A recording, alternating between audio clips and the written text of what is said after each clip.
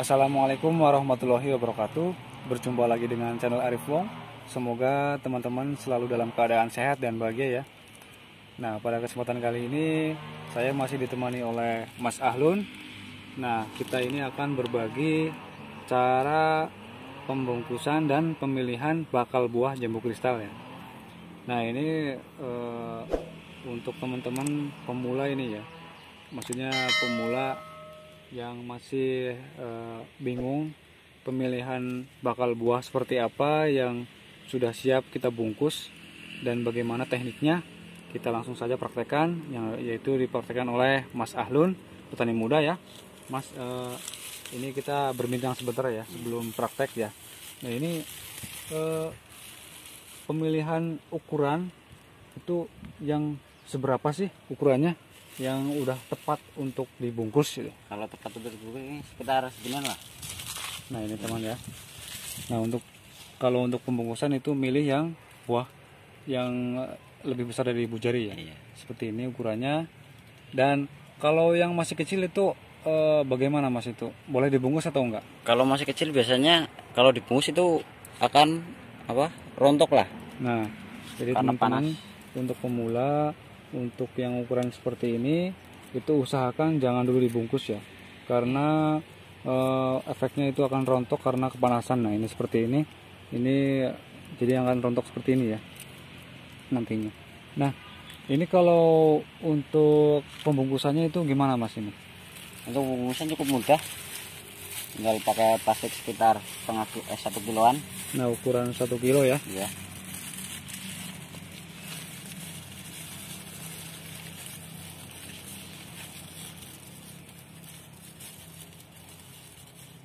Cocok begini. Jangan lupa dikasih lubang bawah ya. Iya, agar air bisa keluar. Iya. Nah, itu sebelum dibungkus apakah ada teknik khusus yang dilakukan Mas? Biasanya kalau sebelum dibungkus ini mahkotanya biasanya kami rontok. Nah ini ya untuk pemula ya, pemulanya. Jadi ini sebelum dibungkus itu mahkotanya itu dirontok dulu ya. Rontok. Yang ininya nih, ujung-ujung ini bagian ini dirontok dulu. Kemudian baru bisa dibungkus. Nah, kalau untuk plastiknya itu biasanya menggunakan plastik apa ini Mas, yang sudah terbiasa dipakai gitu? Kalau terbiasa dipakai ini pakai plastik boyo biasanya, Plastik boyo ya? Iya. Kalau sama plastik es itu bedanya gimana ya? Apa plastik es atau bukan ini? Ya sama aja sih plastik es ini Mas. Plastik es ya? Oh, jadi ini biasanya kan ada yang lebih tebal sama gampang mulur itu. Oh, jadi elastis ya? Elastis. Jadi kalau buah besar itu nggak bakalan jebol. Oh, nah ini teman-teman nih, Mas Ahlun ini menggunakan plastik es ya. Jadi menggunakan plastik es yang ukuran 1 kilo, dan biasanya juga menggunakan yang plastik esnya yang elastis. Jadi jika buahnya itu ukurannya besar, dia plastiknya akan menyesuaikan dengan ukuran si jambunya. Itu ya Mas ya? Iya.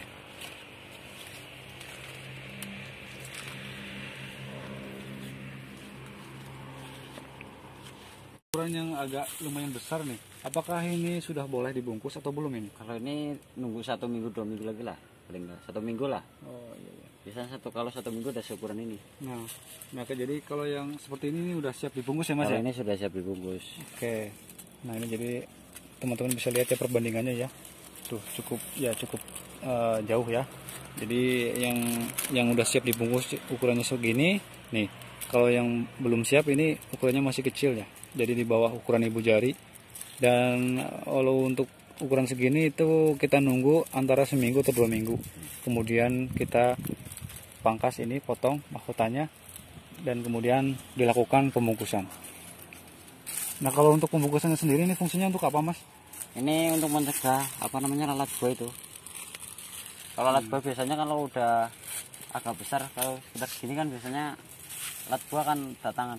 Kalau udah agak besar gini, bertelur biasanya kalau di buahnya. Nah, kalau untuk ukuran seperti ini, ukuran segede ini, kalau tidak dibungkus itu akan mengundang lalat buah. dan lalat buah itu akan hinggap dan meninggalkan telur ya Mas ya. Iya. Nah, kalau untuk lalat buah udah meninggalkan telur di jambu, itu biasanya jambunya gimana sih efeknya sih? Kalau udah meninggalkan biasanya itu jadi apa namanya, kayak belatung gitu larva lah. Oh iya, makanya nih teman-teman ya, Ada kalau yang apa namanya busuk. terkadang fisiknya mulus utuh kelihatannya ya, tapi di dalamnya itu ada makhluknya ya.